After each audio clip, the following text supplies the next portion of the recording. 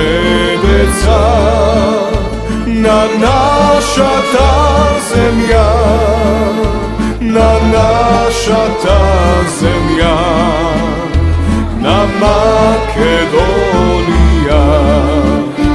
na naša ta zemlja, na Makedonija.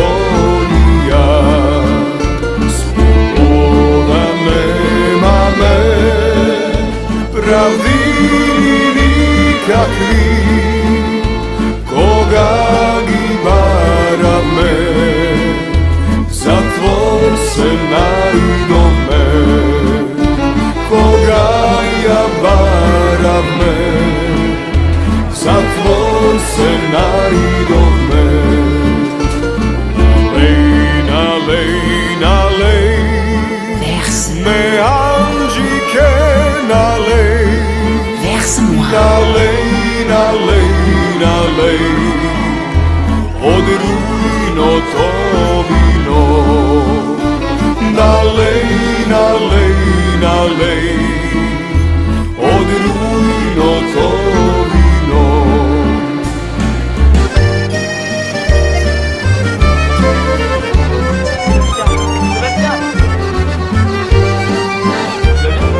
Verse, verse-moi, allez ma fille, verse-moi, verse du vin rouge pour la Macédoine, verse du vin rouge pour la Macédoine.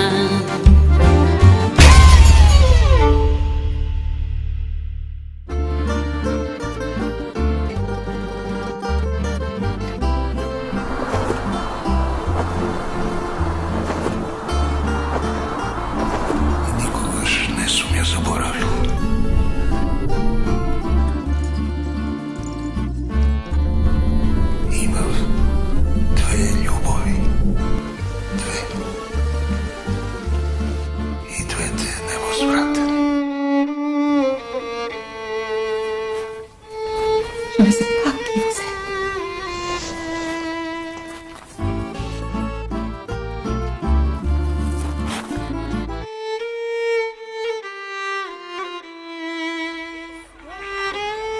Je ne sais pas qui vous êtes. Parola imame, smrti ili sloboda, Liberté. za Makedonija, za Makedonija, zemlja porovena.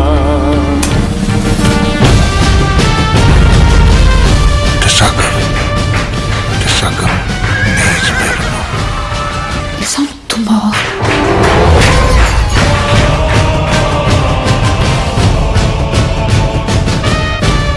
Se plašiš?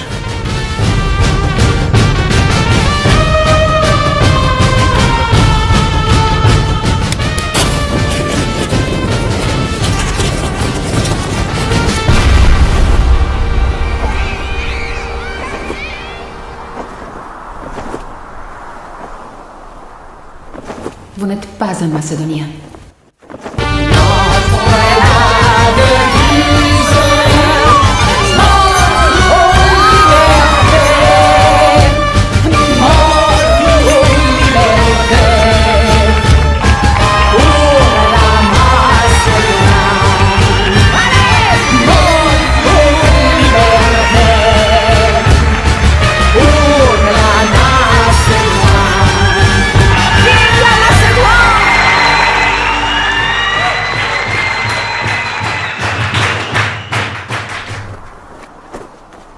Mais tout est parti assez passionnément, et juste pour elle, et pour toujours. Est-ce que sa étreinte est plus chaleureuse que la mienne? Qui est Macédoine? Qu'est-ce que c'est la Macédoine?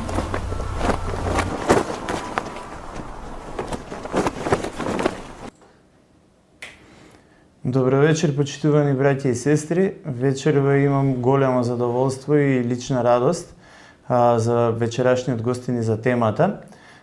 Вечерва со нас во студиото е Ивица Тодоров, презвитер Ивица Тодоров, кој што е доста познат свештеник во нашата околина, во секојдневието, меѓутоа за оние луѓе кои што помалку знаат, тој е и одговорен, односно раководител на Додома, кој што представува движење за духовна обнова на Македонија.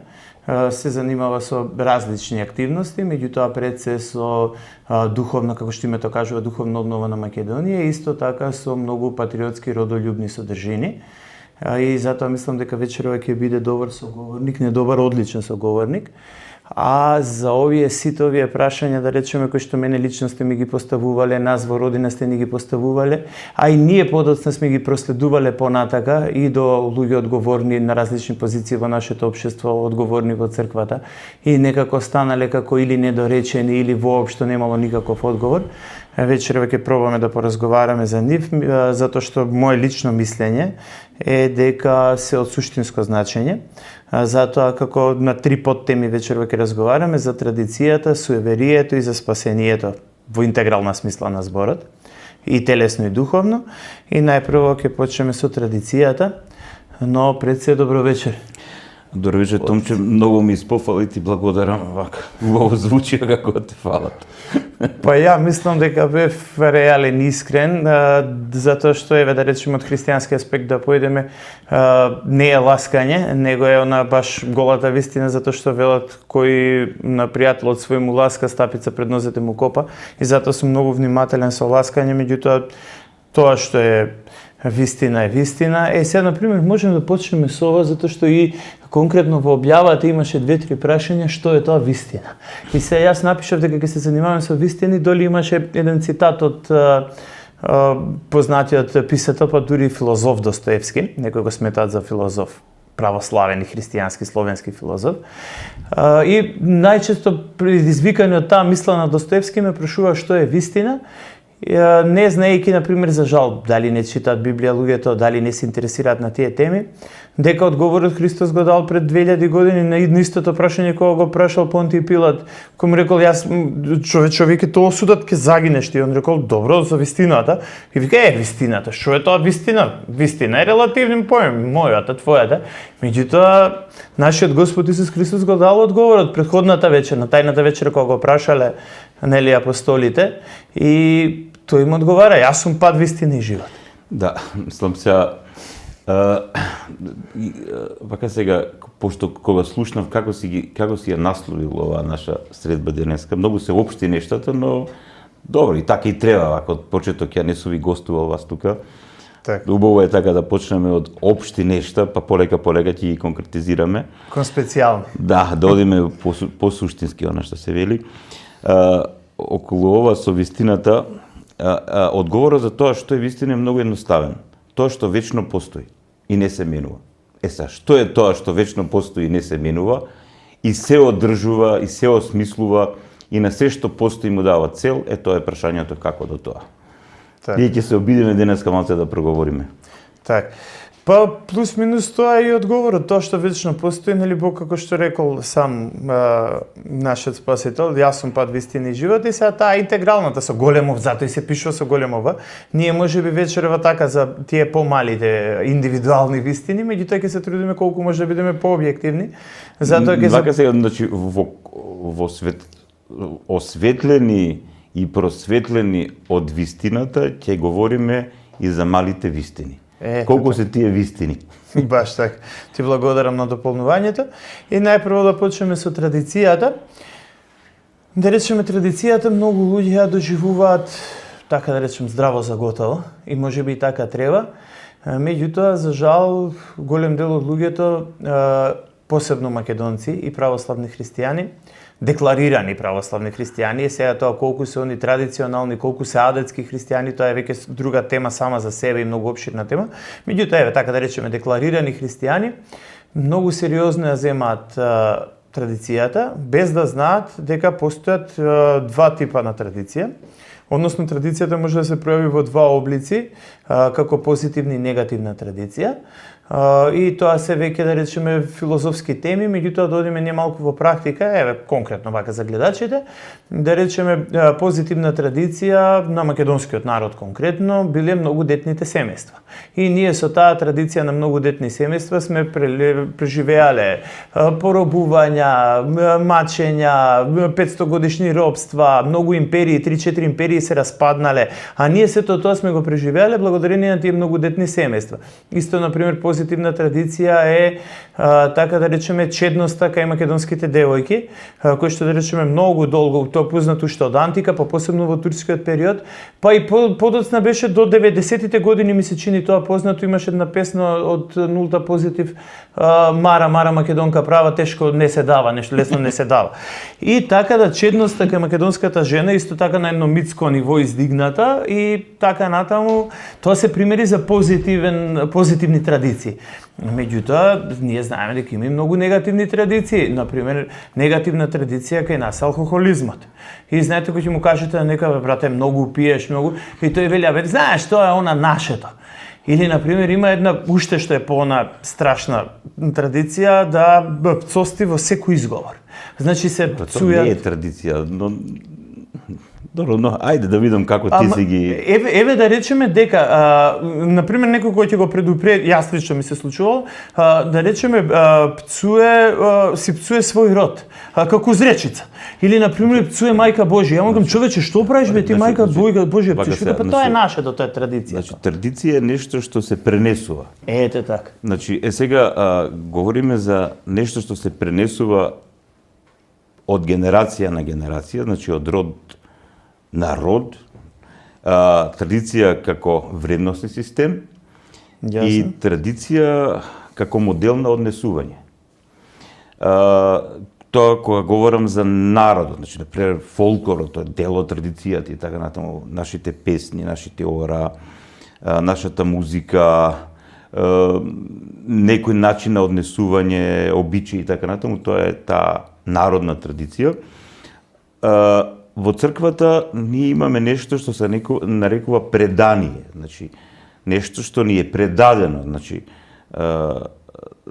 ако ние длабоко разбереме кој е Христос, дека тој е оној кој е вечно постоечкиот, логосот, зборот Божи, кој е во вечноста заедно со Отецот и Светиот Дух, кој е зборот преку кого и за кого е се создадено, кој е смислодарител на се што постои во сите димензии на постоењето, и сега тој ја прима својата човечка природа преку Светиот Дух и Марија Дева, се исполнуваат пророштвата на пророците од Стариот Завет и целото очекување на Израелот, и вистината доаѓа во овој свет кој е отпаднат од вистината.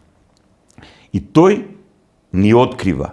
И тоа што ни открил преку апостолите и следните генерации и така натаму се предава на следните генерации христијани. И тоа се нарекува предание. Суштинската смисла на преданието е како да се прими вистината, како да се живее во вистината, како вистината во нас да дарува плод од личностен до општествен, црковен, државен, уметнички, философски и на било кој план и така натаму. И, што е најсуштински, како вистината да не спаси од невистината, односно да не спаси од небитието, односно да не спаси од вечното оддалечување од вистината, односно од Бог, од смислата на нашето постоење. И тоа е предание во црквата. И сега секој оној христијанин кој навистина е и гладен и жеден за вистината. Значи, сега Томче, ти си умен човек и знаеш, сигурно си почувствувал глад. Јас понекогаш кога посериозно постам, не е сега ова фалење и така натаму, може би има тука елементи од диета, мази да подослабнам, и глад е многу еден силен момент во човековиот организам, значи ти се тресе целото тело. Да, буквално откажу. Да. А понатаму и жет сум се обидел така да не пијам вода, жет е многу потешко од глад. Да, глад само еден ден можеш да издржиш, Да. а глад 7 како Сега, беше? не се живее без храна, не се живее без вода, не се живее без воздух, пред се и над се не се живее без вистина. Сега, целата работа е што малкумина тоа го разбираат. Че малкумина го разбираат, но секој оној христијанин кој го разбира ова што го зборувам, тогаш тој го започнува тој процес на овистинување. Ти убаво спомна, го цитираше нашиот Спасител кога тој вели: јас сум пат, вистина и живот. Сега, што он кажува со ова? Тој вели: јас дојдов во овој свет кој отпадна од мене, кој падна во мракот на невистината, на незнаењето, на глупоста, на гревот, на злото, смртта, сотонското робство и така натаму. Дојдов во овој свет да ви покажам како треба да живеете, значи кој процес треба да го прифатите на осмислување на вашето постоење. Значи, ако го прифатите тој процес е тој пат што ќе ве донесе до вистината, до разбирањето на смислата на своето лично постоење, но и на постоењето на овој свет. И кога човек ќе биде осветлен од вистината, кога неговиот ум ќе биде просветлен, како да кажам, ќе има вистина во себе си, сосем на друг начин таа личност доживува себе си и сосем на друг начин го доживува и светот околу себе си. И Христос вели пат, вистина и живот. Сега, Христос, значи конкретно како што кажав, ни го открива тој процес до вистината која треба да ни открие и да ни покаже, ни докаже зошто постоиме во овој свет и зошто Бог не повикува да постоиме вечно. И сега, таа мудрост на остварување на сето ова што го говорам пред малку, се пренесува од генерација и генерација. Тоа е тоа предание. Дали Значи, е тоа типичен еклатантен пример на позитивна традиција? За мене тоа е најдобрата традиција. Така, Ако добро. Аристотел во својата Никомахова етика вели дека се што се прави за цел има да биде нешто добро, тогаш Христос не повикува и ни го покажува процесот кој треба да не донесе до вечно добробитие. До вечно добробитие и да бидеме во заедништво со вечно добриот. Со Бог, кој е апсолутна добрина. И сега, тука е тој момент многу интересен. Човек разбира што е добро. Но исто време, разбирајќи што е добро, почнува во овој свет да разбира и што е зло.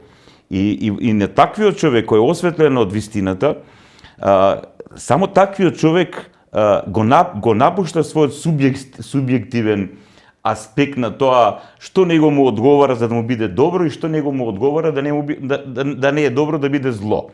Значи, егоистичниот човек, себичниот човек, духовно заспаниот човек, сатанизираниот човек, исполнет со релативизам и исполнет со првенствено со свој интерес. И најчесто таквиот човек, тоа што му одговара на неговото его, на неговата страст, го нарекува добро, а тоа што не му одговара на неговото его, на неговата страст, го нарекува зло.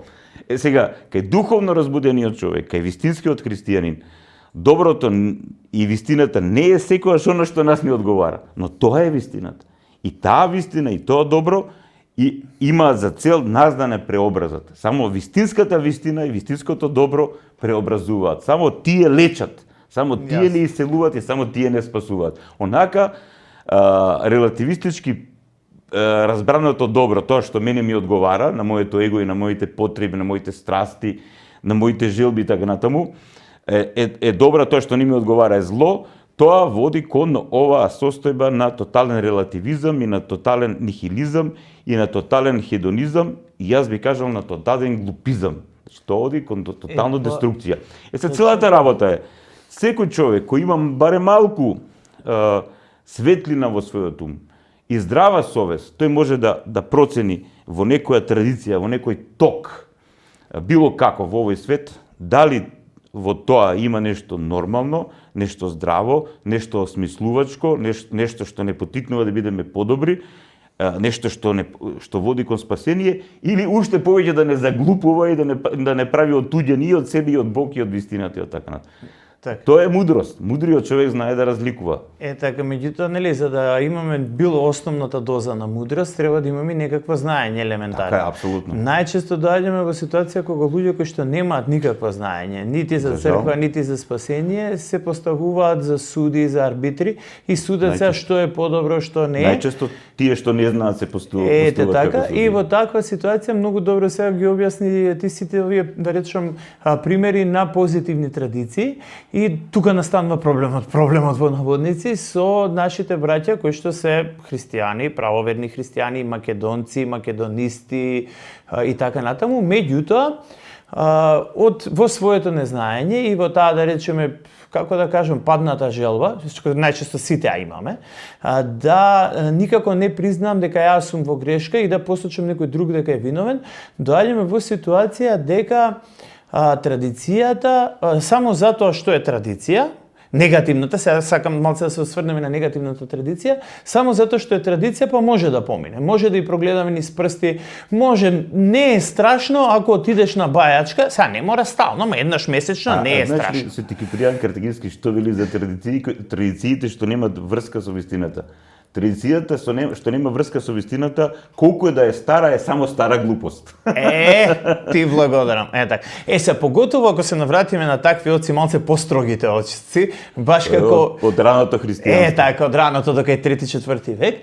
И кај нив што приметуваме? Кај нив приметуваме како со нож пресечено дека традициите на христијанството, она што било добро, било изфилтрирано и старите традиции од стариот свет, или да ги речеме од прошлата, минатата ера, преминале во христијанството. Оние што не биле добри, биле со еден збор детектирани како паганизам, односно дивното сликарство на римјаните, египтјаните преминува и кај христијаните. Така. Со една друга символика. Точно така. Тоа е традиција. Да, има такви многу традиции, меѓутоа еве да речеме она што не е вредело било отфрлено. И сега сакам да се задржиме на тоа кое што на пример е конкретно традиции кои што довеле до поробување на цели нации, до дисторзија на цели нации, до нивно разнебитување, до нивно тотално обседнување, уништување, до тотално исчезнување. На пример, еклатантен пример за такви, да речеме, традиции се традициите на јужноамериканските индијанци, посебно на инките и маите.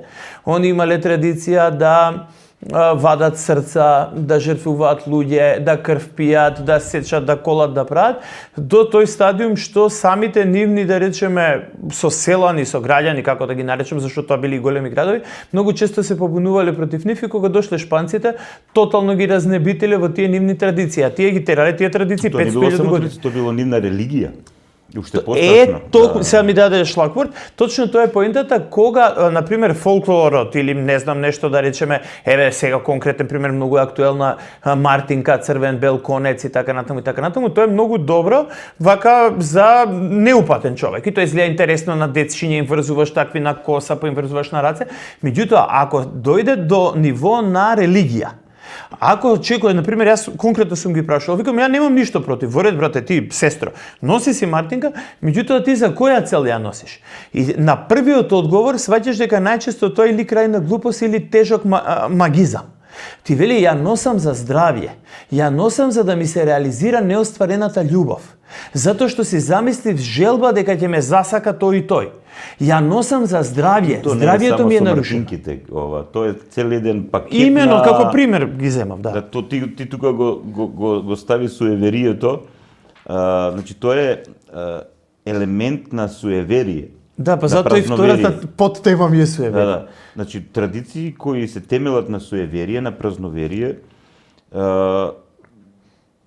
тие прво немаат во себе си никаква порака. Значи пораката е крајно субјективна и така натаму, но јас не сакам да бидам разбран дека некого судам, пошто јас нит сум поставен да судам, нит сум поставен да бидам некаков критериум. Јасно, меѓутоа сега јавно расудуваме, вака. Да, твоето мислење. Јас во како да кажем, во контекст на моите пријатели, познати, имам неколку целни групи сега. Не можам да кажам дека сите се исти. Јасно. Значи, некои луѓе се повеќе упатени во верата, самите сакаат да ја спознаат вистината, не говорам само за таа метафизичка вистина. Значи, луѓе кои читаат, луѓе кои размислуваат, луѓе кои споредуваат, кои анализираат и така натаму, кои имаат еден активен, ментален, интелектуален живот, кои сака да се ја воспитуваат својата внатрешност, кои се културни и така натаму, на кои им е битен духовниот живот, нивниот внатрешен живот. Имаш луѓе кои не им е тоа битно. И многу често јас со тие луѓе не расправам за некои теми за кои ни на нив ни на мене не се битни. Не сакам да кажам дека не се битни, но не можеш да допреш до нив. Разбирам дека никаква поента нема од тоа. Јас имав еден многу интересен разговор пред неколку седмици, служев во манастирот во Богородица во Матка и после литургијата еден мој пријател вика, од Цивица имам еден виц за тебе да ти кажам. Не вика виц нешто како анекдота, вица, ама ти го ептенке ти одговара. Викам, добро, брате, кажи ми го. И он вели вака, се нашле магарето и заекот и почнале да зборуваат за тоа дали тревата е зелена или не е зелена. Заекот вика, зелена е тревата, магарето вика, не е зелена тревата. Заекот вика, зелена, вика, не е зелена и така. Овој на магарето му пукнал, на заекот му пукнал филмот, вика, не, ќе идеме кај судијата, кај лавот нека пресуди. И отишле кај лавот, и лавот ги слушнал 20 и вика, заек, ти 6 месеци у затвор. Заекот вика, зашто бе? Јас у затвор. Јас у затвор. У затвор. И не е битно, заекот го однели у затвор и доаѓа лавот кај заекот и заекот луто, зашто јас у затвор, кога требата е зелена? Лавот му вика, не е за тоа, не си тука за тоа, затоа што требата е зелена, туку затоа што се расправа со магарија, така точно, да. Ја не сакам никого да навредувам, напротив него не иде со тврдоглави луѓе и се луѓе кои имаат фикс идеја, уфиксирана идеја. Не иде да се расправаш. Не иде да се расправаш затоа што нема никаква полза од тоа. Само контраефекти, пошто и плюс нашиот менталитет е таков, мора да признам дека добар процент од нашиот народ е многу слабо образован. Тоа е подначитале од вамо тамо, тоа се нема системотологија на знаење. Од малце од вамо тамо и он си скрпил некаков светоглед, некакви информации, си изградил некаков ментален свет внатре во својот ум според информациите што ги има. И сега кога ќе налета на некој човек што е поинформиран и особено ако имаш кон него пристап дека не е во право, ако и почувствува дека го судиш и така натаму, тогаш тој станува што се брани и радикално. Не само што се брани, него се чувствува повреден, омаловажен, обезвреден и така натаму. И преоѓа во контрафанзива и озборува клевети и така натаму. И тоа за глупави работи. Значи, јас се трудам кога ќе налетам така на некои проблеми со дух на љубов и кротост, колку можам, се разбира, и јас сум многу малце темпераментен човек, да гледам нешто да помогнам, да дојдеме диалектички вака до некои нешта. Ако луѓето навистина ми се битни, битно ми е моето заедништво и пријателство со човекот, тогаш ако гледам дека нит нему му е битно заедништвото со мене, нит нешто мене ми е битно заедништвото со него, па тогаш сум искрено кажам љубезен. Дали си добар сум, денеска врнеше, не врнеше, ова сонцево грее, што ќе кажат за утре и така. Што нашите стари што рекле муаветот типот здрави ни се гнили круши.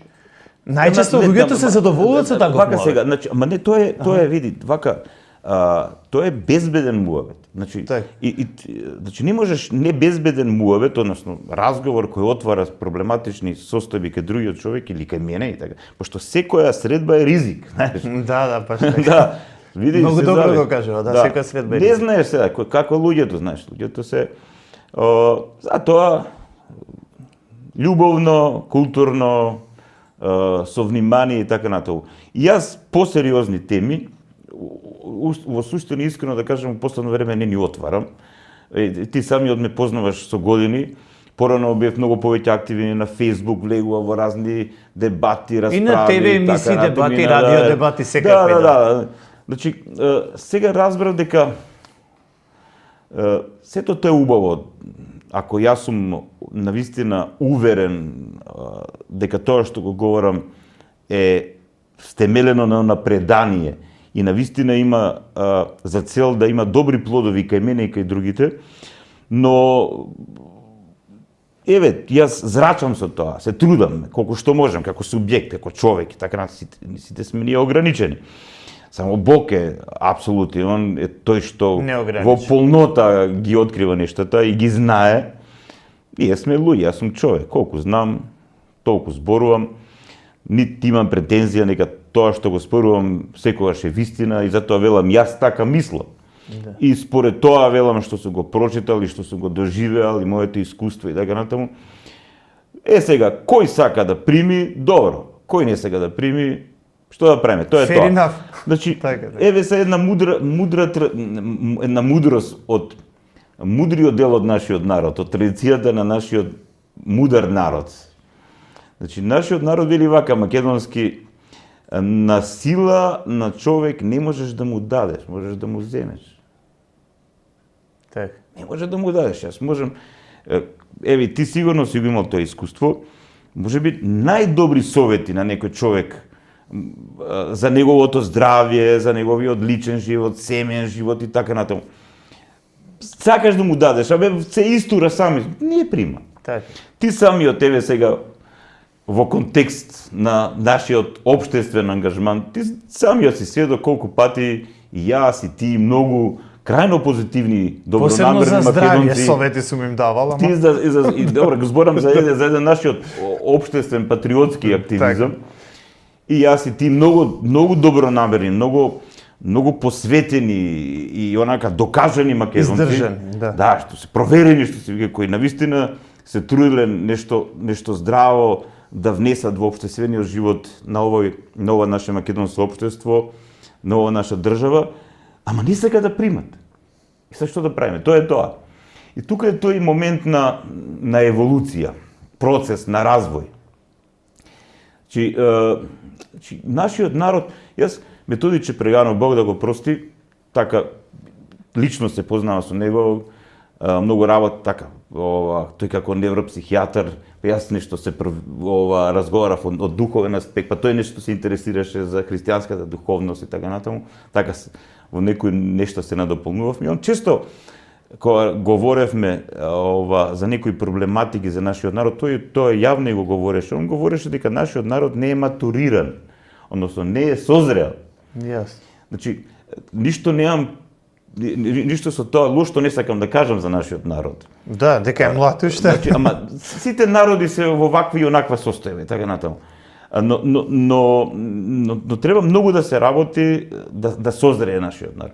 А созревањето на еден народ оди преку тоа што луѓе кои созреале, мотивирани од љубовта кон својот народ, се даваа за својот народ. Дали на духовен план, дали на патриотски план, дали на политички, дали на научен, дали на уметнички. Така влегуваат во телото, како да кажем, во душата, во духот на народот, таа зрелост ја внесуваат и сега полека оди тој процес. Од друга страна, за таа многу пати, ја и ти сме зборувале за тоа, би сакал и ова вечер да проговориме за тоа, има голема недоверба кај нашиот народ. Има, значи, историски така тоа се врежало, се длабоко влегло во умот, во душата, во секојдневното искуство на овој наш народ македонски. Тоа сакав сега да ги поврзам. Не верува. Сакав да ги поврзам тие темите, значи во што се верува, во што не се верува. Еве сега да речеме кога на пример на некој ќе му кажеш некој ноторен факт. Например, он вели, не знам, еве, мене не ми е добро, зашто имам вишок килограм, имам вишок притисок, имам ХДЛ, ЛДЛ, холестерол. За здравје, за телесно. така, телесно здравје многу баш најдобро лесно се детектира за разлика од духов. Да. И сега, он има човекот проблем и сега, например, кој ќе му кажеш ти, добро, требаш да пиеш овој лек, требаш да имаш ваква и ваква диета, ован, и не знам, кој ќе треба да јаде тие папаја, гвајана, ананас, не знам што, и тоа многу скапо, овие лекови многу скапи, ова многу многу скапо и сега јас лично преоѓам на ефтината варијанта. И му велам земи пости и земи смири се, многу си нервозен, смири се, земи молитва пред спиење, читај се и смири се за смирение и земи пости.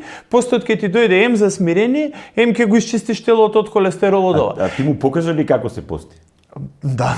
Дури тој убаво, види со молитвата, види, тој убаво што си му кажа. Така. Значи, но како да се смири?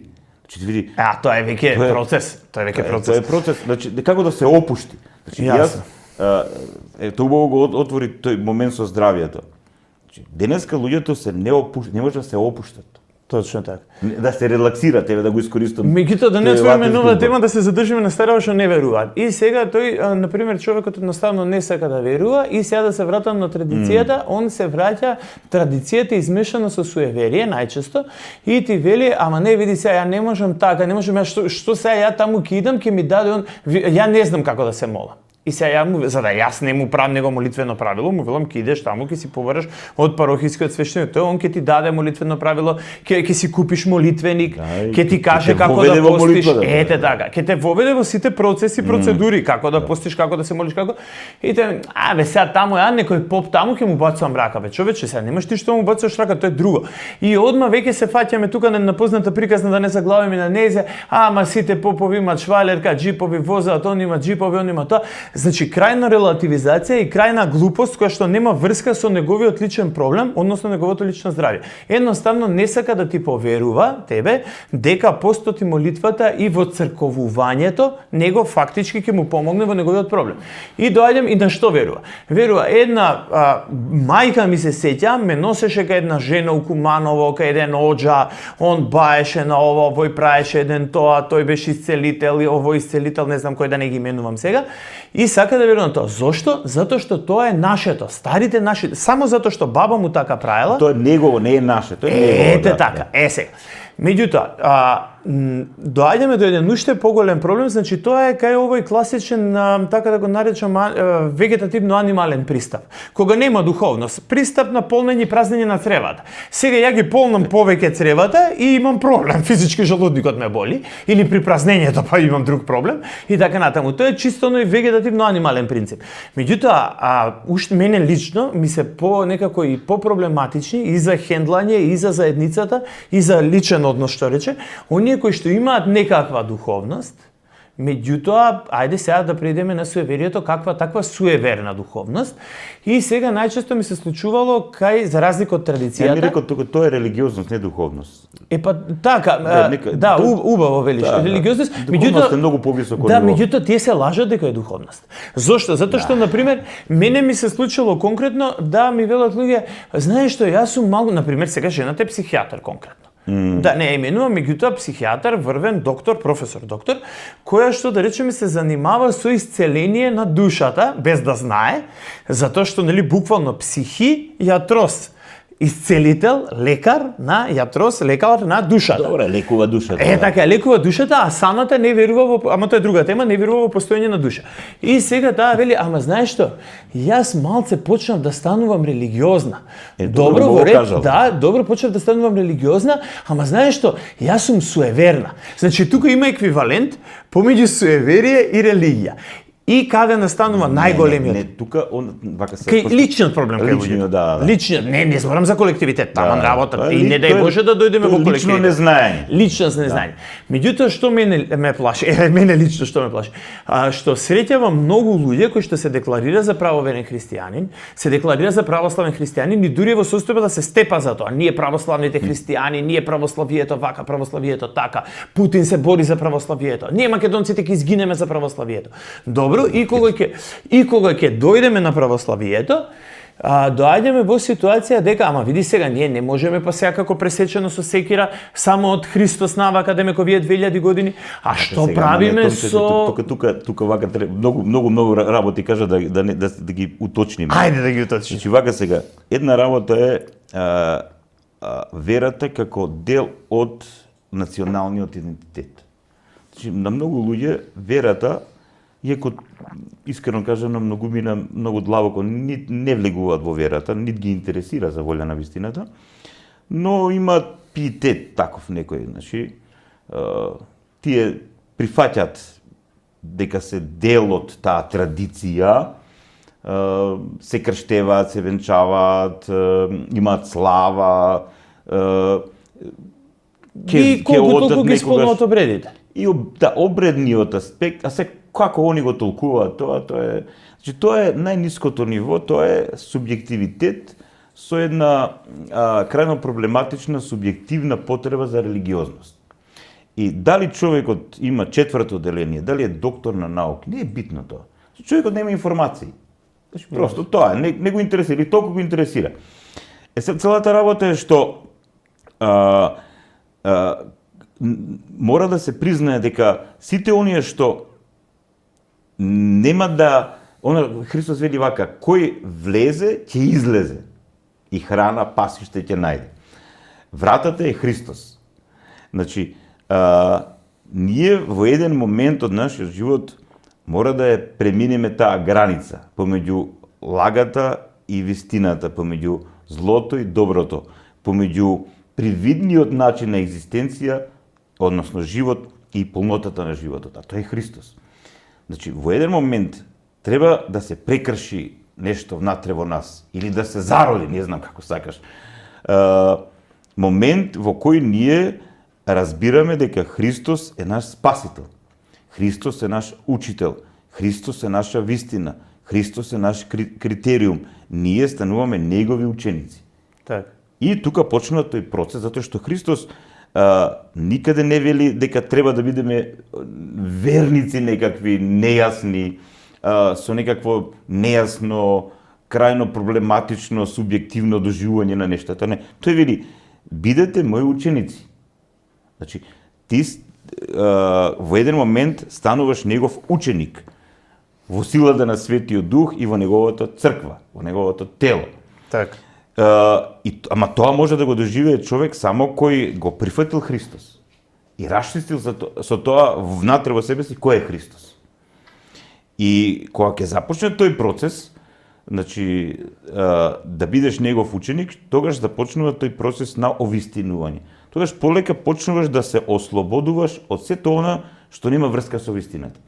Знаеш, кога Христос вели за вистинскиот бисер, и вика, кога го нашол тој бисерот, што на вистина... Трговец. Да, трговецот продал се друго за да го купи, да го има. Так. Така да, ние во еден момент од нашиот живот почнуваме сето она што ние сме ги мислеле дека се вистини, да ги отргнуваме од себе си, затоа што сме разбрале вистинската вистина, која не може само онака да ја земеш како книга да ја ставиш во библиотека.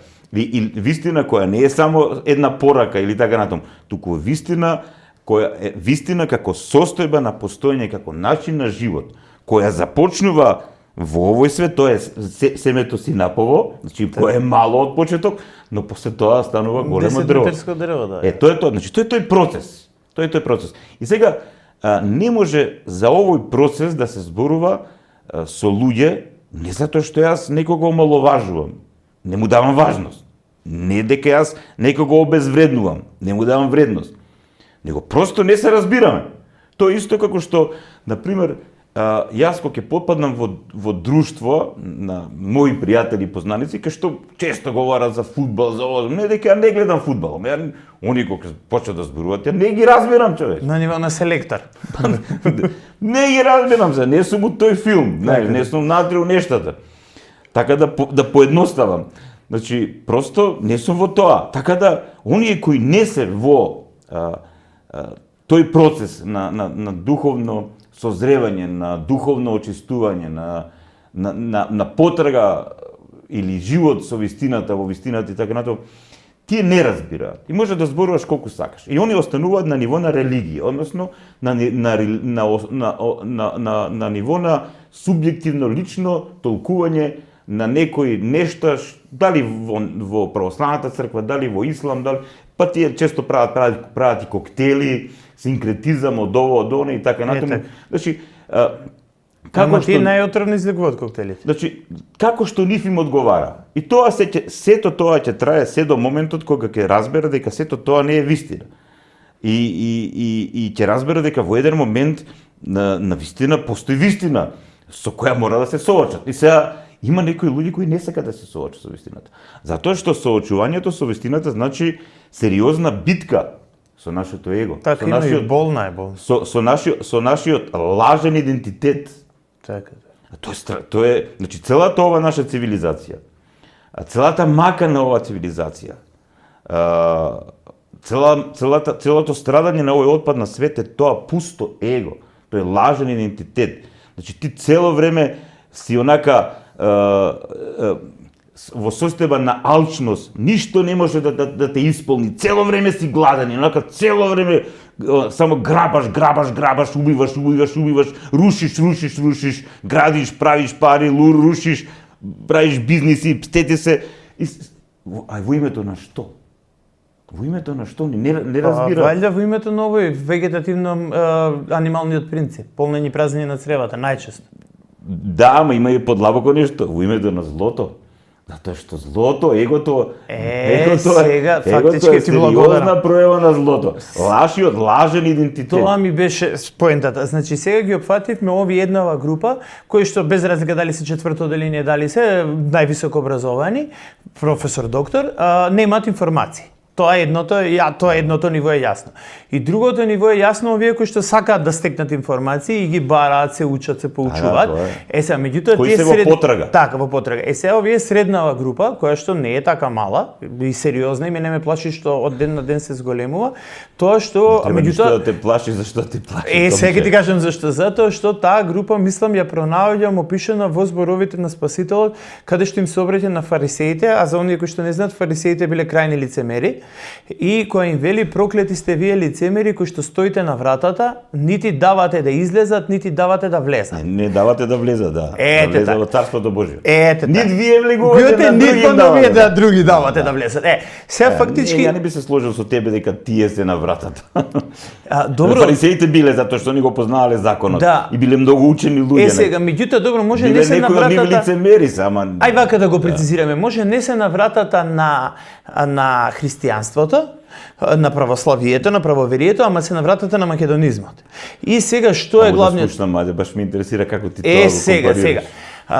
Тие одат на следниот принцип и велат вака, што ние сега да раскрстиме, да поништиме, да уништиме се што е пред Христос. Што правиме со нашиот највелик Александар, што правиме со Архелај? А што е тоа проблем, не разменам нека? Сега што е проблем? Проблемот е конкретен во следнава ситуација кога настапува суеверие, меѓутоа на радикално суеверие, кое што е во директна колизија, во директен судир со Христовото учење, во директен судир со Библијата. Прецизирај да видиме конкретно што. Еве на пример да прецизирам во директен судир со Декалогот. Најчесто, на пример, кога ние да направиме белете со микрофон по улица, да прашате некој, извини, ги знаеш што е Декалог, многу малце луѓе ќе знаат покри што се 10 Божји заповеди. 10 Божји заповеди.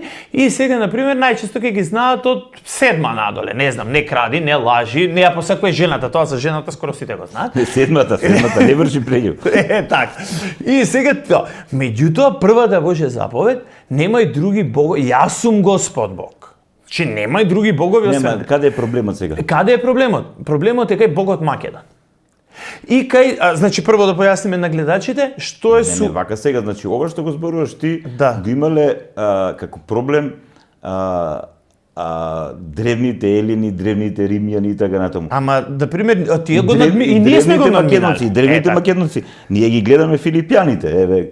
Така. Значи вака сега, во еден момент, значи никој не го негира тој континуитет на македонската цивилизација, на македонската мисла, на македонската традиција, историја и така натаму. Тоа треба да се уважува, и јас го уважувам. Еве 16 кракото сонце тука, тој е символ македонски, кој од древните времиња, само да се доискажам. Но тоа е обележје на еден национален идентитет.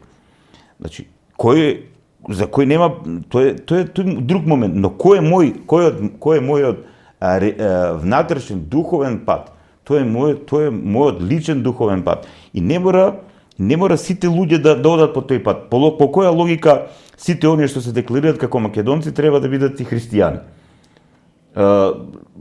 Или, например, би било поштено, ако не се христијани, да кажат дека се христијани по традиција. Да си живи ама здрав. тоа е честност. Тоа би било тоа е честност. честност, да. Так. Тоа е честност, треба се научиме на честност. Така да, јас сум христијанин, ама не сум активен христијанин. Значи може да се прецизира тоа по традиција. И не е проблем. Тој човек по традиција си го има и тоа, он си има свој светоглед, нема проблеми. И сето тоа трае додека не се соочи со посериозни духовни и личностни доживувања, кога ќе има потреба од нешто подлабоко, посуштинско, поосмислувачко и така натаму. Сега, знаеш што се... Извини, само уште оваа реченица, Томче, извини, прости ми. Не, повели. Значи, тој процес на значи, кажав ова, Методиче прегано што вика, нашиот народ треба да созрева. Тој процес на созревање не иде лесно. Не иде лесно и треба време. Треба време и не секогаш тоа што ние го очекуваме како плод и ќе го дочекаме на крај на крајвите. Значи, ние сме тука со наша лична мисија, значи личната мисија е ние да се реализираме како личности за вечност. Така? Значи, ние да го победиме егото во себе си, затоа што Царството Божие е состојбе на постоење без его. Не може да влезе со его таму. Можеш егото да го расчистиш, со егото да расчистиш во овој свет. Со лажниот идентитет таму не може да отидеш. Тој ќе излезе на судот вака и Господ ќе каже, дечки, си се идентификувал со нешто што нема врска. Ти кај си, те нема. Значи, целата суштина на вистинскиот, најсуштинскиот духовен живот е овистинувајќи се, да се исполнуваш со живот, со вистина, да актуализираш својата вистинска личност и да ја отстрануваш од себе си лажната личност, односно егото и сите негови пројави, односно злото и сите негови пројави и хипнози што ги прави во нашиот ум. Тоа е целата битка. Е сега, тоа се оние луѓе што нашиот народ ги доживува како свети личности. Тоа се тие свети личности кои се избориле со своето его, со демонот во себе си. Тоа е тоа, демонот во нас. Егото е страшна работа. Од егото имаш себичност, подлост, желба за манипулација, за моќ, за власт и така натаму. Е сега, колку повеќе луѓе го прифаќаат тој процес во еден народ, дај Боже кај нашиот народ, толку повеќе, значи, ние ќе излегуваме од живење, постоење во состојба на его, на деструкција и ќе влегуваме во повисоко ниво на екзистенција. Значи, тоа е целта. Целта е да се формираат добри луѓе, мислам дека според моје скромно мислење тоа е решението. Тоа е решение, нема друго решение. Така. Види, за сите прашања. Значи, јас пред некој ден почнав да повторно ја препрочитувам книгата Да имаш и да бидеш од Ерих Фром. Предговорот. Значи, он вели вака. Значи, нашата цивилизација, особено западната цивилизација, во еден момент се почувствува дека е полубог, технолошки развој, индустрија, економија, се почувствува безбедна. Луѓето помислија дека ако имаш, тоа ќе ти овозможи и да бидеш. Не е точно тоа. Значи, самиот тој вели дека многу од процесите во западното општество, па и во целиот свет, но особено во западното општество, денеска се во криза, тој тогаш го кажува, затоа што технолошкиот развој не го следи духовно, моралниот развој на човекот. Не се формираат добри луѓе кои можат таа технологија да ја носат. Моќта да ја носат. Не може да бидеш моќен, а да не бидеш добар. Ако не си добар, а си моќен, тогаш стануваш опасен, зол човек. Ние гледаме во што се претвара, особено таа елита на западното општество, но тоа е една друга тема. И сега, тоа е тоа, значи, да не ги шириме работите. Ова наше општество, оваа наша Македонија, овој наш македонски народ, треба да започнат еден процес, а јас длабоко верувам и знам дека тој процес е започнат, процес на матурирање, процес на созревање, а ние ако мислиме дека барем малку сме созреале, Томче, ние мислиме. Замисли некој што созрел многу, па нас не гледа, вика овие кукурајки. Ни се смее, да верам. Но види, сега јас говорам во прво лице, Нина, јас чувствувам дека имам нешто да дадам. Разбираш? Така. Значи можам да ги поканам луѓето на трпеза. Значи како еден добар домаќин. Значи можам нешто да дадам. Значи тоа љубоморно не го чувам за себе си, туку сакам да го дадам тоа што сум го сознал, тоа што го имам, за да мојот народ, за да моето општество, за да мојата држава, за да мојата црква, говорам не во егоистична смисла моја, затоа што јас се идентификувам. Да, со тој добро, за идентитет. нашата еве да речем. Да, за нашата и така натаму, но не го правам само тоа за доброто и на овој народ. Знам дека ако македонскиот народ биде многу подобар, пофункционален, поорганизиран, тогаш тој ќе биде подобар и за нашите соседни соседни народи, затоа што многу од нив паѓаат во искушение да си ја покажат својата моќ имајќи една ваква состојбена немоќ во која ние моментално се наоѓаме.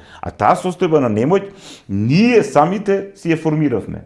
Затоа што не ја сакавме продуцираме, да. да си ја продуцираме. Не говорам за моќ како насилие, туку моќ на добро, моќ на мисла, моќ на филозофија, моќ на способност, моќ на технолошки развој, моќ на организација на општеството, моќ на организација на добро здравство, на добро образование, на здраво семејство, повеќе детни семејства, добро воспитување на децата. Тоа е, Да, тоа не е моќ. планирав да се вратиме на моќите во христијанството, кој што ги нуди христијанството, меѓутоа пред се да завршиме да има резиме оваа точка со суеверието. Значи, сега кај суеверието, кој е да речеме проблематиката, сега не да ги судиме, него еве расудуваме, што расудуваме јавно за ситуацијата кога, например, и буквално ние имаме други богови. Затоа што многу луѓе не знаат што всушност значи суеверие. Суеверие значи празноверие. Доаѓа од хеленски збор суе, празно, празнотија. Не, црковнословенски збор е тој. Да, суе, уствари, празно. Да, празно, суе, да, празно. Сега, таа празнотијата фактички, пошто нешто кога е празно, не може со што го да било да го наполниш. Ако е духовно празно, треба со духовност да се наполни. Само со вистина. Ете така, например, не знам сега, кола ако оди на бензин, не можеш да ставиш плин или нафта. И така натаму, значи, тој проблем кој ние сакаме... Не можеш да оставиш со празен резервоар и да така. мислиш да возиш. Ти може да сакаш да води, ма нема да оди. Не, сега не за празно, него сега зборам за таа проблематичната духовност. И сега, например, многу луѓе сметаат, јас сум сретнал доста, не многу сега, да не преудицирам многу, ама сум сретнал луѓе кои што сметаат дека он може да биде воедно и добар христијанин и да оди во црква и да дури и да ги исполнува обредиве, сите обреди, да е крстен, да е миропомазан, да и така натаму. Светотајнски да биде така во црковен, да речеме. Ама не е во црковен, тоа е само обредно светотајнскиот аспект на него извршен, значи тоа е де јуре по закон ти благодарам што го прецизираш. Ама де факто не. Де факто, така, де факто не. И сега тие луѓе, например, влегуваат во директен судир со мене и ми велат, а што имаш ти, еве конкретно, сега против богот Македон? Викам, човече, ја имам за Македон читано, колку ти да си жив и здрав, нема толку 10 години да проđe, меѓутоа, значи прво и основно не е Бог. Тоа што овие странциве сакале да влезат во тој филмот на полубогови и не случајно тие се наречени од некои цивилизации се наречени од источните проколнати богови, а од западните се демигадс. Сега, тие таквите некои, да речем, измислени ликови, кои што ние не знаеме реално. Тоа е митологија сега. Ете така. Тоа се стил луѓе кои се враќаат 3000 години наназад. За овие 3000 години многу работи се смениле. Но не е проблем, нека се враќат и 10.000, не е проблем. Добро, и сега, кај е главната поента? Но нека се вратат главната поента до крај, па може ќе додат до вистината. Да, дали може, па тоа велам ја, кај си се вратил 3000, врати се 7, врати се пред потопието, пред потопното време, така. Сега, главната поента е во тоа што дали можеме ние да ги помириме тие. Да ги помириме, да имаме други богови освен Бог. Па макар еве Бог да ни е доларот. Не знам. Вака. Значи тоа е повторно личен избор. Јасно. Значи, да, ма за малце за ова, дали може да се помири тоа во една личност? Не може. Дали може што вели Христос, не може да имате двајца, два господа. Ете, не може, не. Вака сега. Значи, треба да бидеме честни. Така. Ја немам никаков проблем секој да си верува во што сака. Значи, баш денеска на една господја во црква дојде она почна така за некои нешта, сака ова, сака вака, сака онака, викам, слушајте, велам, но тоа нема врска со христијанство. Ама тоа е New Age. Да, не, велам вака се, видете се. значи, мене не ми е никаков проблем каков дрес вие ќе носите. Односно, тоа исто велам, ако ракометарите на Вардар, или некој ракометар на Вардар, игра за Вардара, носи дрес, например, на Црвена звезда или на Партизан, или не знам тамо, друг тим, некаде. Значи, просто тој треба препознатливост Да, ама да тотална имате. забуна, конфузија кај навивачи, кај сите, јасно. Значи, видете се, вела, ја немам против вие што сакате и како се, но ние сме христијани, ова е, велам, христијанска црква, и ние имаме своја основа, свој вредносен систем и така натаму и така натаму. И дали тоа вас ви се допаѓа или не ви се допаѓа, тоа е друга тема. Вие дали сакате вака или онака, тоа е друга тема. Ја немам проблем со тоа. Но тоа што вие го барате не влегува во нашиот вредносен систем и во нашиот систем на верување. Така да се извинувам, не можам да ви помогнам. Најкултурно. Значи, тоа е тој момент на немање вистинска глад и вистинска жет за вистината. Значи, на луѓето во најголем процент не им е битна вистината. Вистината во суштинска смисла на зборот.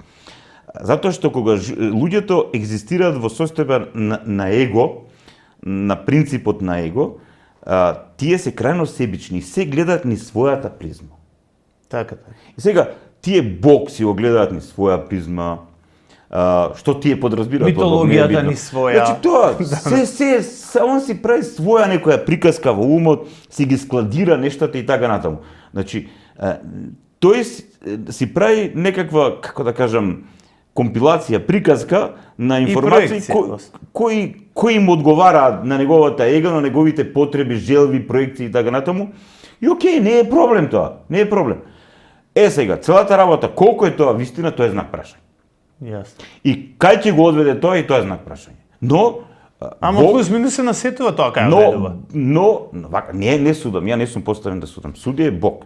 Така. Значи, Бог, тој што е вистинскиот, нас не дал слобода. Значи, ние слободно да ја бараме вистината, односно да сме во потрага по вистината, и кога ќе ја разбереме вистината, да почнеме полека да ја допуштаме да навлегува внатре во нас. Односно да почнува да не менува, да не преобразува, односно да не извлекува од таа состојба на егоцентричен начин на живот и да не внесува во состојба на доброцентричен начин на живот, за да полека разбереме што е вечноцентричен начин на живот.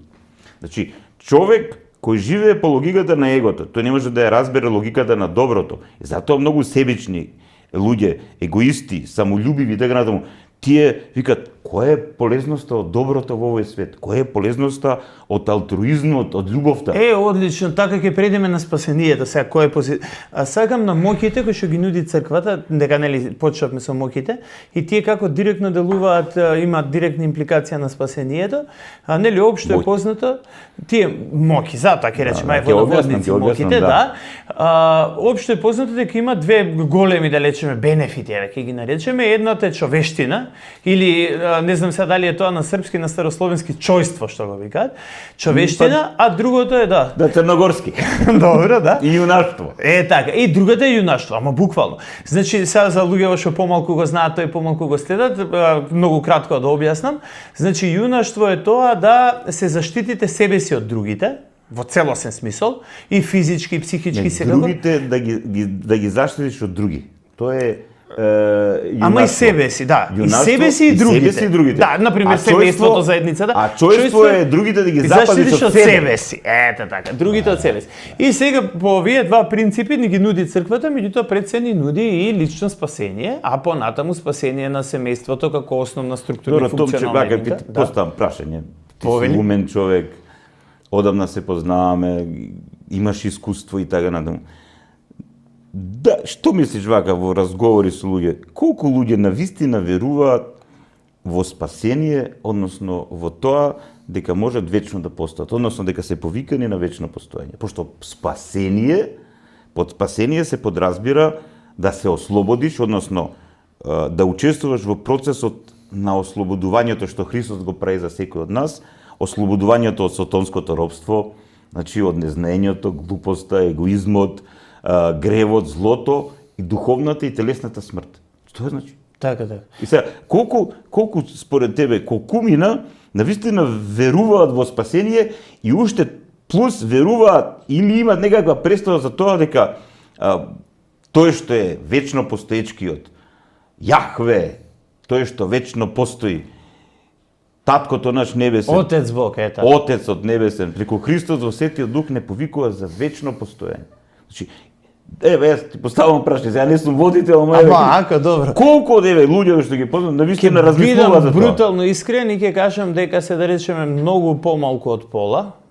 Пола од колку? Пола од христијаните. Од тие што ги има, Да, од тие што се декларираат за христијани. Сега пошто овие кои што се атеисти, комунисти, тие не ги сметам во амблок ги Сега отфрлам. јас знам комунисти кои се христијани. Ето Има исто и многу денеска- проблематично, да. Денеска има и такви, нема, Може да не. направиме и таква, може и на таа тема да Има поразговараме. комунисти кои се христијани. Меѓутоа, еве да речеме тие кои што се веќе за да го упростиме, да направиме една апроксимација. Да. Тие кои што ги и да конкретно да одговорам, да не одземам многу време. Тие кои што ги познавам, да речеме негде 30%, меѓутоа каде е проблемот во тие 30% кои што веруваат дека воопшто веруваат дека постои спасение и воопшто веруваат дека постои вечен живот и дека ние сите ние без исклучок, не се некоја посебна елита, него секој и таа некоја бабичка што плете чорапи, дедото што пасе 2 кози, секој некој е повикан за вечен живот. И секој некој му е ужасно врховно битен на Бога и тоа е така, торжествено во важно. очите на Бог, да. Ете така. Негде 20-30% може веруваат во тоа, меѓутоа каде настанува главниот проблем? Главниот проблем настанува што тие сакаат најчесто, преку разговор сум дошол до тој заклучок, тој вечен живот да го досегнат самите. Ако е во можност, без институција. Никако институционално. И јас ги прашувам отворено, добро, сега тебе кога те боли зап, одиш ли на заболекар? Па да, одам на заболекар. Зошто не си го вадиш сам со Тука клешта? мора да бидеме точни. Вака сега, ако гледаме суштински, Да. да, црквата е и институција, но не може да ја затвориме само во институција. Па таман работа, како Христова невеста ќе се створи институција. Да, таа има институција. И со тоа да не ги соблазниме луѓето дека спасението е институционално. Значи спасението е во црквата Христова, но црквата Христова разбрана како заедница на повикани ученици Христови, Така. кои во силата на Светиот Дух, односно во силата на Духот на вистината, се отвориле за вистината и живеат со таа вистина. И сега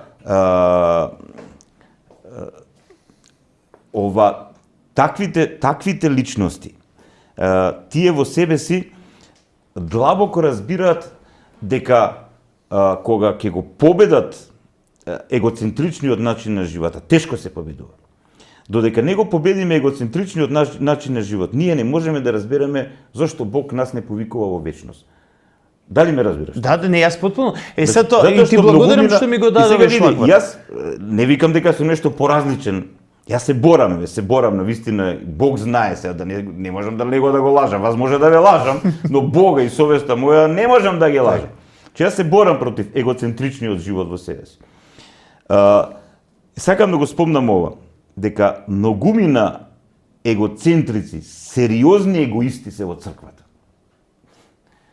И тоа на многу сериозни положби. И сега, што сакам со ова да кажам? Затоа што тие сакат егото да си го спасат.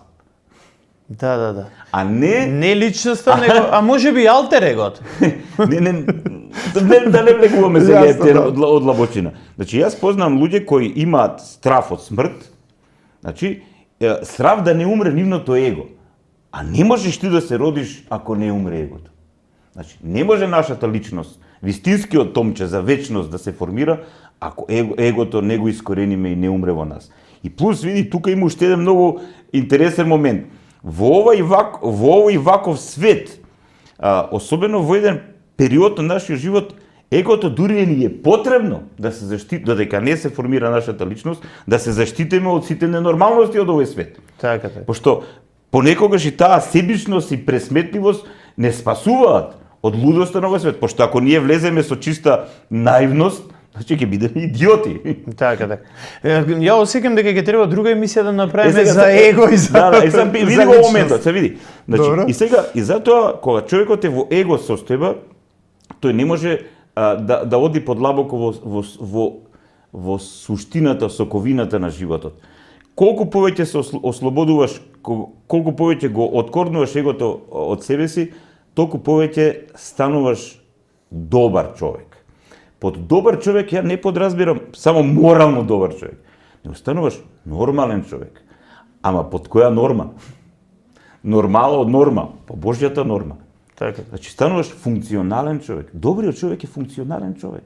Значи добриот човек во било која ситуација да го ставиш, тој Да, не е конфликтен, не е исклучителен. Тоа е тоа. шири хармонија, шири живот. Да. И сега целата работа е кога ти ќе навлезеш кога ќе навлезе во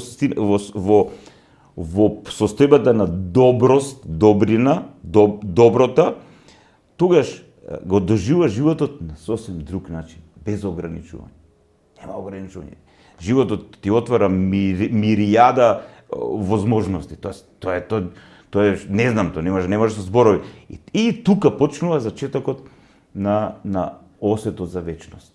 И тогаш тури во таква состојба, Томче, почнуваш до некаде да разбираш како тоа вечно постоечко битие обрнало внимание кон тебе и ти благословило, ти дало можност Јасно, и ти ама да оваа тема е постоиш. многу длабока и ова може 5 емисии за нејзе да направи. Томче, ова е суштинската тема. Така, јас. Се друго е тралала, лалала. Сето друго ќе помине. Ама прво мораме со млеко. Да, Како вели да. апостол Значи, Павле. целата работа е- Прво млеко, не може одма месо. Значи, целата работа, суштината на нештата е самото општество, самите институции на општеството, самата црква, ако го нема ова за цел, тогаш што нема врска со Бог. Ако ние како општество го немаме ова за цел, еве, например, кукаме, нашето општество е коруптивно општество. Па не можеш друго нешто да очекуваш од луѓе кои се егоисти. Себичниот човек, егоистот, тој својот живот го гледа само како отсечка. Тој нема однос кон доброто, нема сознание, осет, искуство зошто биде добар. Плюс добрите гледа како наивни, како будали. Да, како и поле за искористени, манипулација. понижени Да. и така Да. Тоа е целата работа. И сега кога имаш таков начин на живот, Така. кој се темели на корупција, тоа е расипаност, таквите луѓе го уништуваат општеството. Затоа што ја уништуваат базата, темелот на општеството, ги отрнуваат вредностите од секојдневниот живот. Особено таквите луѓе се алчни луѓе, луѓе без осет, без целта ги оправдува средствата, тие достигнуваат високи политички позиции, кај што имаат моќ да влијаат врз нашиот живот, и такви коруптивни, промашени личности го промашуваат целото општество, ја промашуваат државата, ги промашуваат институциите во општеството, и таквиот народ се наоѓа во состојба на промашување. Па тој сме, сега сме која тој. состојба сме? Да, и немаме физички леп да јадеме. До тамо не До физички да немаме леп да јадеме. Ете така. И сега да се вратиме на спасението во црквата, значи точно овие луѓе кои што делумно или малце барем ги разбираат овие работи, дека црквата е призив Божи, дека црквата е доброволна заедница, дека црквата е заедница, дека е тело Така е. Христово, тие не прават проблем.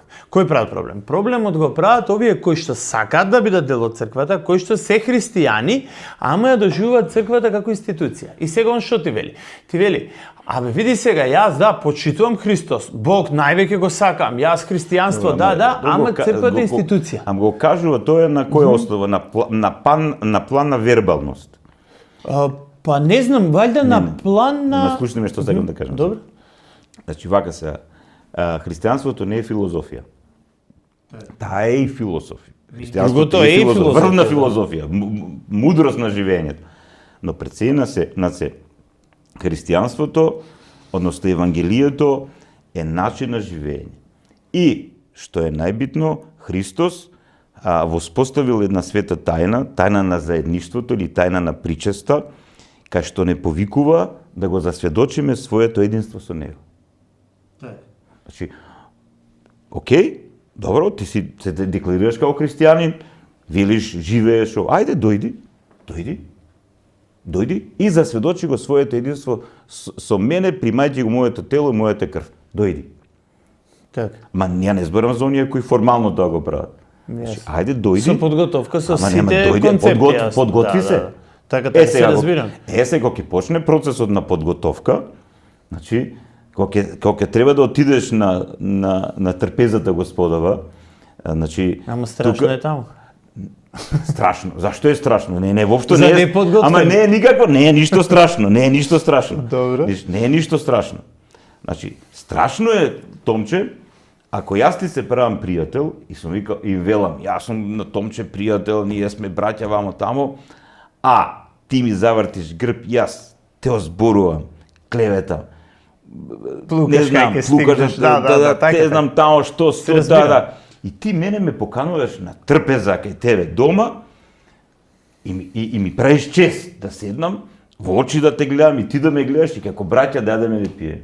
Види, ако јас сум безсрамник, разбираш, ќе отидам. Но ако имам малку срам,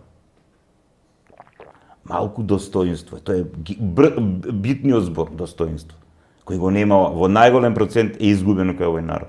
Па во целото човештво, но особено многу ме боли затоа што го нема се повеќе достоинство. Еве јас разговарам со повозрастни луѓе и христијани и нехристијани, но и порано имало она што викаш ти горд да бидеш македонец.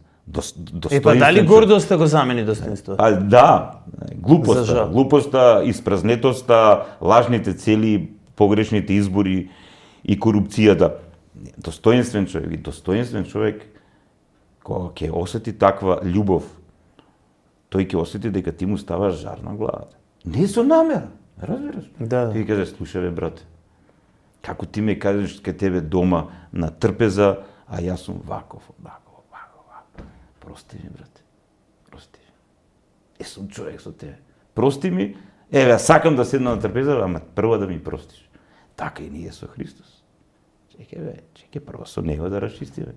Прво да седнеме на трпезата. Тој што седи на трпезата со Христос, тој што заедничари со Христос, тој што го прима Христос, тој што го затоа што кога се причестуваме, кинонија, Свети Кирил и Методи го превеле со причест, ја како дел да се причеслам, да влезам во единство, кога јас влегувам во тоа и кога на сите нивоа на димензии засведочувам дека сум Христов, тоа не е играчка. И сега тука нештата се кршат. Значи тука нештата се чистат, тука нештата се средуваат. Значи тука е границата. Тука е границата. Причеста и постојаното сведочење дека сме Христови, тука е границата. Најстрашната казна, значи, во црквата е отстранување од причеста. Така, што правиме со оние што доброволно се отстранува? Па не, они избрале да живеат во таква состојба. Значи, нема никаков проблем. И крајно е небитно зашто избрале. Затоа што јас, например, лично сум се интересирал. Ама не сум ја поставен да судам тука. Не да судиме, сега да се разговарам. Не знам, секој си знае за себе, Томче. Секој знае, вака сега. Значи, јас никогаш нема да го заборавам тоа што за мене, можеби најголемите духовници и умови што сум ги сретнал во мојот живот, отец Пајси од Прокопчински, он дојде од Хиландар. Јас имав голем благослов Божи во еден период од мојот живот да бидам со него, да учам од него и така натаму. И он многу често ми кажуваше, вика, кога ќе остане сам, кога ќе останеш, вика, сам, кога ќе остане со своите мисли и со тој што си, таков како што си, дали ти си задоволен со себе си. Ама, кога си паралелно се ставаш во однос со Христос и со Христос се мериш, пошто ние сме повикани да се усовршуваме во Христовото совршенство. И сега вика, тогаш вика, во таа состојба биди искрен пред Господа и отворено кажи му, како на татко, отворено кажи му, што ти пречи тебе, што сакаш да отрнеш од себе си. И тогаш во молитва тоа кажи го, Господи, мене ми пречат помислите, односно ми пречи завидливоста. Завидлим со Господи, бе завидувам бе Господи. Или алчен сум, една желба за ова, друга желба за ова, трета желба, немир имам и така натаму. Тоа полека. И сега, колку повеќе оди тој процес, колку повеќе го примаме Христовиот јарем кој треба да не ослободи, односно вистината, полека, ние доаѓаме до состојба на хармонизација, мир натрешен. Сега ми простиш, ама јас сега ќе морам малце да изигравам адвокат на ѓаволот, за да има дискусија, пошто ако се сложиме, ќе се сложам. Сега и да, јас лично, да, се сложувам, тоа е така. Меѓутоа сега на пример да имаме диалектика. Така. Кога ќе дојдеме во ситуација дека да, добро, црквата покрај сите овие работи што ги елабориравме, таа е институција и сега ти требаш да ја почитуваш. Зошто? Затоа што кога те боли заподиш во институција за лекар, кога детето го пратиш на училиште да ти учи училиште, не го учи сам дома или така натаму, или не земеш едноставно клешта сам да се извадиш зак. Можеш и така, ама ќе ти загно и ќе боли, така некако, нели? Институцијата има подготвени луѓе кои треба да ти да ти помогнат. Си има и хиерархиска поставеност, и методологија и сето тоа.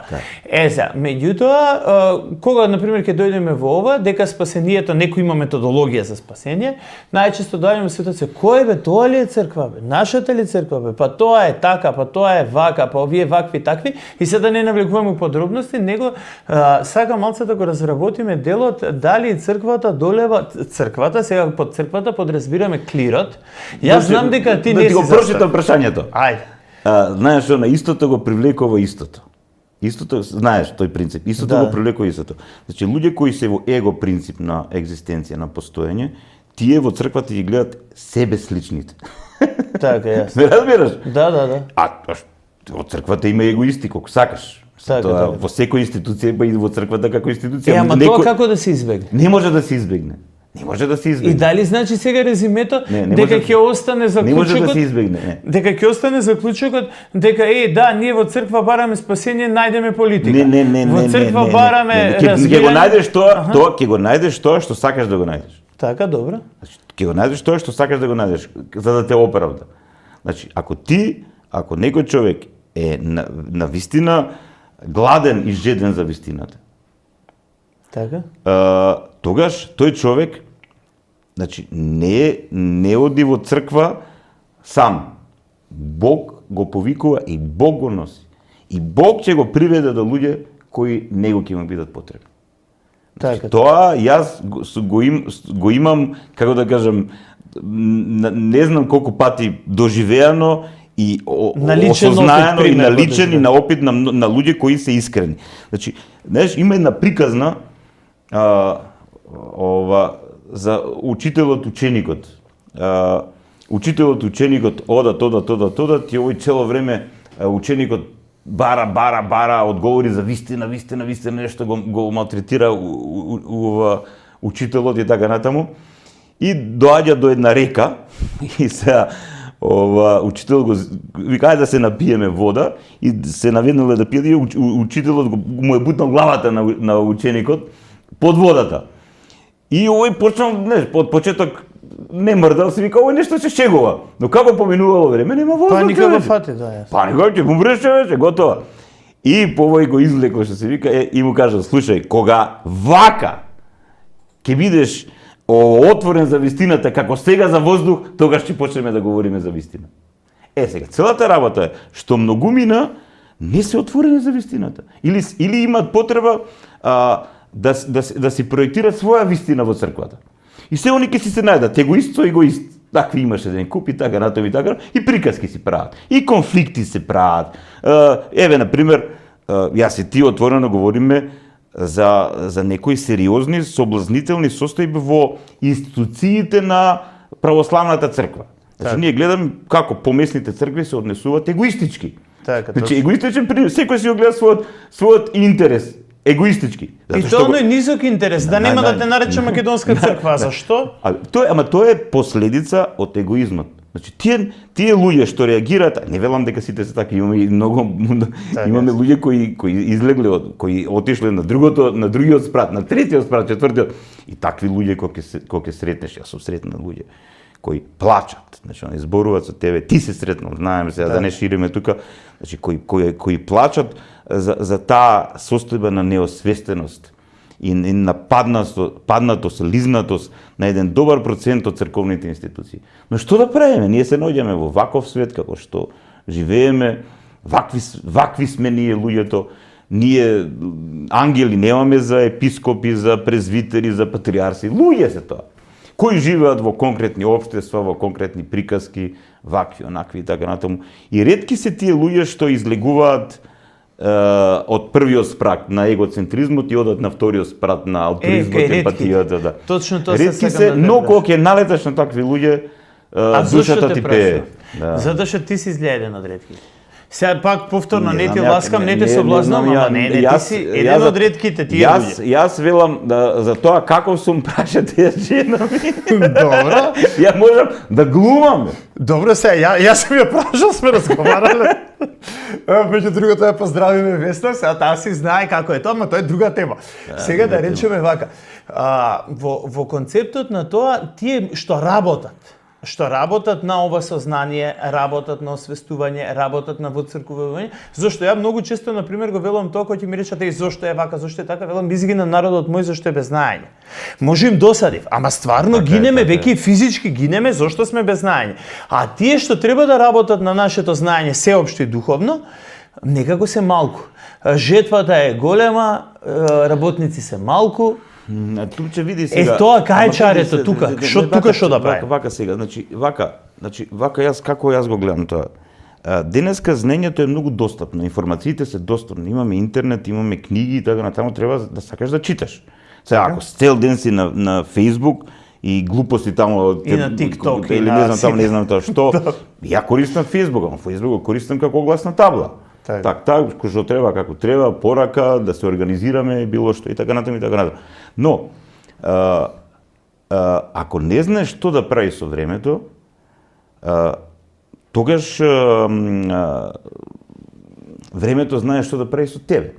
Значи, јас ќе ти кажам една интересна сега, друга приказка вака. Една господја оди кај некој човек тамо, не е битно целиот контекст, и гледа огромна библиотека кај него дома. И вика, господине, овде гледам само книги, а никаде телевизор. И тој вели, јас кога имав 12 години, татко ми забрани да гледам телевизија. Односно ми ограничи на 2 часа дневно да гледам телевизија. И ми рече, слушај, сине, имаш библиотека, ти иди да си ги избереш книгите, но после секоја прочитана книга, сакам накратко да ми напишеш за таа книга. И јас вика кога влего во целата таа огромна моќ на знаењето и така натаму, разбрав која е силата на книгата и која е силата на знаењето. Значи, секој што сака да дојде до знаење, до информација, ќе дојде. Сега, целата работа е што? Не можат луѓето духовно сами да напредуваат. Тука треба духовен раководител, тој е како тренер. Тоа доаѓаме до духовниот раководител. Духовниот раководител е како тренер, затоа што јас ако решам да идам да вежбам на некои справи и така натаму, јас ќе се ушинеш и направам белја, значи за сети треба ментор. Значи тука е тоа, значи улогата е во духовното раководство. Онака секој човек кој денеска сака да дојде до информација, информацијата е многу лесно достапна. Сега, целата работа е што треба да одвоиш време, односно да се одвоиш од сите нешта кои ти го грабат времето, кои ти го зимат времето. Значи јас велам, опасно е да влезеш у приказката купи ден, продај ден. Односно, што подразбирам по тоа? Луѓе не знаат што да прават со себе, не знаат што да прават со слободното време. Значи, кога ќе се сооча со слободно време, ги мава депресија или анксиозност. Зошто? Затоа што не знаат... Не може со себе да се сооча. Затоа што они се немаат себе си. Они немаат свој живот. Ако не ги ставиш у систем, ако ги оставиш сами, полудуваат. И они затоа имат потреба од забава. Го полнат само умот со ова, со она и така натаму. И немаат мир во себе си. Хаос им е умот, хаос им е вредностниот систем. хаос им е животот и така натаму. Зошто? Затоа што се недисциплинирани. Не може без дисциплина. Така. Не може без дисциплина, не може. Ако не си дисциплиниран, и што? Значи, тоа е аскеза. Ако ти не тренираш, брате, ти гледа како си развина, јас нешто сум истото, ама сме вежбале, тоа не може така ти, значи мора да вежбаш телесно, да го вежбаш умот, значи да го вежбаш духот, значи полека доблеста, што вика Аристотел, си станува навика. Така. Значи имаш лоша навика, лоша традиција, добра навика и добра традиција. Одлично резиме. И сега како за крај ще сакам да те прашам конкретно и резиме да бидаме еден заклучок кој што ќе биде практичен заклучок. Конкретно за сите оние ситуации кога за жал кај нас во цело општество, не само во црквата, не само во верата, имаме проблем дека не е важно што кажува тој некој, авторитетот, полуавторитетот, човекот обичен. Не е важно што кажува, него важно е кој кажува. Тој ли бе ќе ми каже бе, кој е тој бе? Ама чекај бе, тој е поп. Попови крадат, лажат. Ама чекај бе, тој е политичар. Политичари се као проститутки. Добро, ти повторно се повикуваш на некои луѓе кои тотално ги релативизираат работа. Јас не можам да кажам дека сите попови се доблесни и дека сите политичари се доблесни и дека сите лекари се не знам тамо. Значи, кога имаш ти проблем здравствен, се распрашуваш кој лекар. Да, ама без разлика, одиш кај лекарот и кога имаш валерка. Одиш кај лекарот и кога има джип. Не ме разбираш. Ова нашата е малце по-проблематична работа. Значи, битно е човекот да си знае работата. Сега, кога говориме за духовно, за свештенство, за она, значи, кажав јас неколку пати тоа го ставив во контекст. Не имаме вредносен систем. Значи, и луѓето, не можам ја да говорам за вредности, ако јас вредностите не сум ги внедрил натре во себе си. Не можам ја да зборувам за вистина, ако јас појма немам што е тоа. Јасно. Тогаш, мојот збор е празен, разбираш? Дувни ветре, развигорче. Баш во ова мојава книга Созерцание и така натаму, не случајно завршувам со последното созерцание, последната како тие созерцанија, размислувања се напишани во вид на поезија и така натаму, последното созерцание или последната песма е насловена Одговор на тишина. Одговор на тишина. Ако јас немам што да кажам, тогаш одговорно молчам. Но јас ако имам што да кажам, тогаш одговорно говорам. Така, сега повторно доаѓаме кај индивидуалниот однос на свештеникот, на презвитерот, на епископот и така натаму. Меѓутоа, тоа да го ставиме на страна, мене друго ми беше прашањето. Дали конкретно, еве вака со еден краток одговор и со тоа би ја привршиле емисијата. Колку време веќе? Ги многу долго се одолговлечи, сега е 23 минути. Да завршуваме, треба луѓето да си така. Значи, многу накратко, тие луѓе што имаат дилема за тоа дали е нашата црква, односно клирот, однатре поделен. Дали има фракции кон други цркви, дали има благодет, дали е нашата црква расколничка црква, дали е нашата црква призната, дали е нашата легитимна, дали ама во нашата црква има србоманско крило, не, има бугарашкото е појако. И сега тие проблеми луѓето што ги мачат, не им даваат валјда да се препуштат комплетно. Тие луѓе не ја сакат вистината, тие сакат приказки своји. Ето, кажи ни вистината, дали црквата има благодет и дали е признаен или не признаен. Тоа е, значи, нашата помесна црква, Македонска православна црква, Охридска архиепископија, односно нашата Македонска православна црква е духовна продолжувачка на традицијата духовна на Охридската архиепископија, а таа па духовна продолжувачка на традицијата на Јустинијана Прима и пред Јустинијана Прима доаѓаме до апостол Павле и неговата мисија на овие македонски простори и така натаму. Значи, нашата црква, како народ Божи во Македонија, е жива, благодатна, исполнета со Светиот Дух, но кога ќе кажам нашата црква, под нашата црква не подразбирам институција, нит храмови. Туку кажувам со одговорност дека Бог знае, но јас знам дека многу од луѓето кои се спасуваат на овие наши македонски простори благодатно, светодуховски живеат во вистината и дават плодови од таа вистина. А за тоа може да се осведочи само оној кој ја бара вистината и вистината ќе ги приведе до таквите личности. Сега понатаму, ние како народ имаме ментално, психолошко, социјална последица од садистичките односи на некои наши соседи кои ја злоупотребувале црквата за најегоистични цели и така натаму.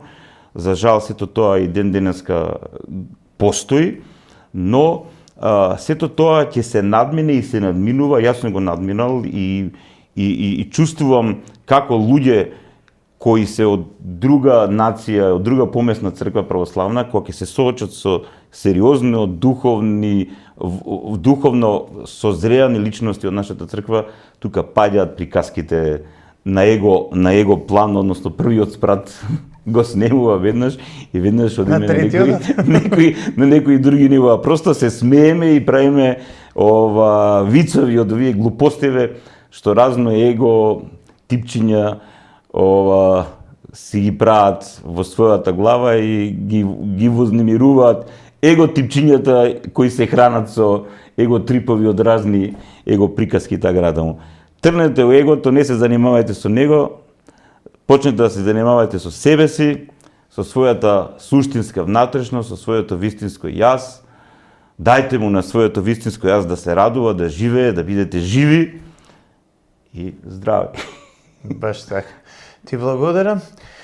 Многу ти благодарам искрено што дојдеш, што не почести со овој разговор и чест ми е, значи јас ја почитувам родина како идеја, како мисла, како филозофија, па полека и како традиција веќе ќе станувате препознатливи и се надевам дека таа ваша добра намера да внесете доброст и нормалност во нашето општество ќе биде успешна. Ти благодарам многу. Ви благодарам и на вас, браќа и сестри, да извлечем еден заклучок дека црквата ни е во полнота, црквата ни е признаена, црквата ни е силна и вреди да се посветиме на неа, одговорите да ги побараме во нејзе. Ви благодарам што не следете ни следниот пат со можеби некои уште поинтересни теми, а се разбира и во другите емисии кои ќе бидат политички, општествени и Христос посред нас. Имајте пријатна вечер и добра ноќ. Да, и ќе биде во веки веков. Амин. Живи, здрави, пријатно.